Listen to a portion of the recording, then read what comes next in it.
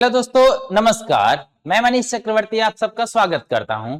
आपको पता होगा ये इलेक्शन ईयर है और इलेक्शन ईयर रहे और उत्तर प्रदेश में पुलिस की भर्ती न आए, ये हो ही नहीं सकता है। तो यदि आप उत्तर प्रदेश पुलिस की भर्ती की तैयारी कर रहे हैं या फिर करने वाले हैं तो ये वीडियो आपके लिए बहुत खास होने वाला है। इस वीडियो में हम जानेंगे पुलिस भर्ती होने के लिए आपको कितने चरणों से गुजरना होगा और इसके सिलेबस क्या होते हैं।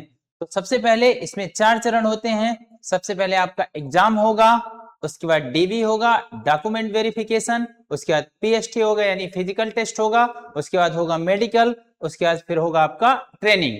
ट्रेनिंग होने के बाद आप आएंगे थाने पे 3 महीने का ट्रेनिंग होगा। उसके बाद फिर आप पूर्ण रूप से आरक्षी बन जाएंगे। लेकिन हम ये भी जानते हैं इसमें सिलेबस क्या है, इसको भी एक बार देख लेते हैं। ठीक है, सिलेबस क्या है ये। कुल प्रश्नों की संख्या 150 होती है। कुल प्रश्न कितने हैं मेरे दोस्त? कुल प्रश्न होते हैं 150। अच्छा, जिसमें से होता है सामान्य ज्ञान होता है और संख्यात्मक एवं मानसिक क्षमता होती है, मानसिक अभिरुचि, बुद्धि लब्धि एवं तार्किक क्षमता होती है और उसके बाद ये सामान्य हिंदी होती है। अच्छा, इसके 38 सवाल आते हैं, इसके भी 38 सवाल होते हैं, इसके 37 होते हैं। पर एक चीज इन दोनों को देखिएगा, ये जो 38 सवाल है और इसके 37 सवाल, इन दोनों को मिला के हुए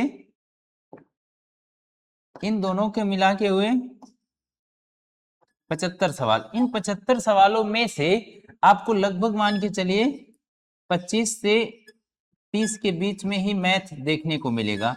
यानी जो गणित आएगा आपके, ये जो गणित आएगा आपका 25 से 30 सवाल ही आएगा। बाकी सभी क्या होते हैं? बाकी सभी रीजनिंग के सवाल होते हैं और सामान्य ज्ञान के 38 सवाल होते हैं और उसके बाद हिंदी के भी 37 सवाल, ये पूरे के पूरे होते हैं। पर यहाँ पे इसमें 38 और 37 मिला के यानी अलग अलग दिया भले है, लेकिन आपको एग्जाम में 25 से 30 सवाल ही गणित के देखने को मिलेंगे।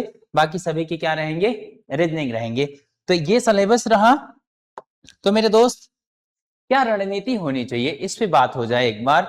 तो यदि आप तैयारी करना स्टार्ट कर दिए हैं या फिर पीछे से कर रहे हैं, 1-2 नंबरों से नहीं हुआ है, बहुत निराश मत होइए। एक प्रयास और, अपने लिए नहीं तो अपने माँ बाप के लिए एक प्रयास और करिए। तो 1-2 नंबर से जब नहीं होता है, वो जो दुख होता है, जो तैयारी करता है 3-4 साल से लगातार एक सपना लेके तैयारी करता है, नहीं होता है, सिर्फ उसका दुख वही समझ सकता है, तीसरा कोई नहीं समझ सकता है। फिर भी मेरे दोस्त, मैं एक लाइन कहूंगा थोड़ा सा आपका हौसला बढ़ाने के लिए, हरिवंश राय बच्चन जी का है, असफलता एक चुनौती है, इसे स्वीकार करो।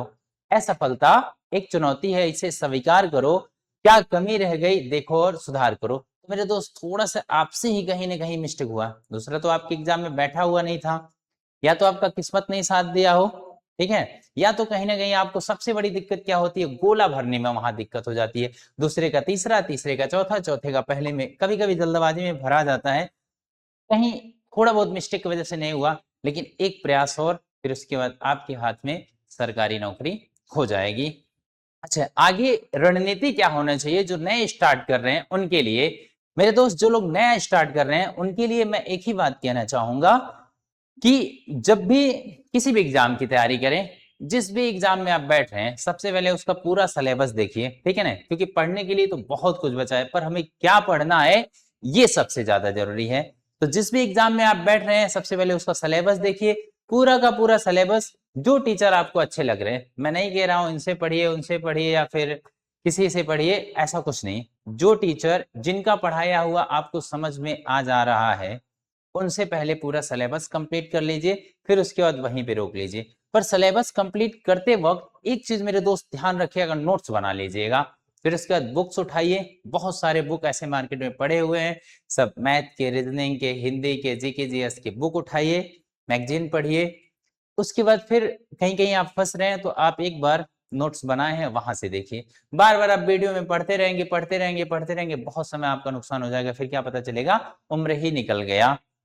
तो ऐसा मत ही करिएगा। जब भी तैयारी स्टार्ट करिए, पूरा सिलेबस देखिए, फिर एक बार पूरा कंप्लीट सिलेबस पढ़ लीजिए, फिर रिवीजन और टेस्ट, रिवीजन और टेस्ट। टेस्ट लगाना बहुत जरूरी है।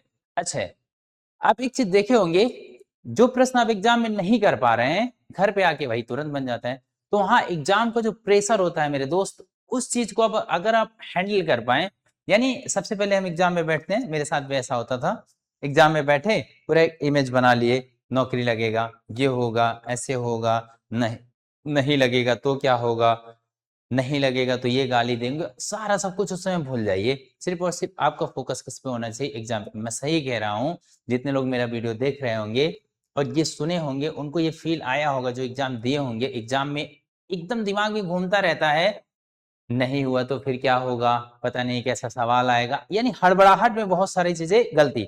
वहीं पे आपको थोड़ा पेशेंस रखना है, वहां यदि आप थोड़ा सा धैर्य रख लिए, फिर उसके बाद आपके फेवर में रिजल्ट आ जाएगा। सवाल बहुत कठिन नहीं है, आपने एक सवाल को बहुत बार प्रैक्टिस किया है, बस एग्जाम में प्रेजेंट आप माइंड रखिए, अब बहुत आसानी से एग्जाम क्लियर कर जाएंगे। किसी भी भाई को कुछ भी सवाल करना है हमसे तो हमें कमेंट करके जरूर बताइएगा, और ट्रेनिंग में क्या क्या होता है उसमें मैं एक वीडियो ला दूंगा। हालांकि ट्रेनिंग पुलिस का उतना कठिन नहीं होता है, बस समय काटना है। पहले 6 महीने का ट्रेनिंग होता था, अब 9 महीने का हो गया, यानी पहले 6 महीने पूरा कंप्लीट हो जाता था, अब 9 महीना हो गया है। लेकिन कोई नहीं, ट्रेनिंग आसानी से झेल जाएंगे, बहुत दिन, ट्रेनिंग का टाइम बहुत जल्दी कट जाता है। ठीक है, तो मिलते हैं अगले किसी वीडियो में।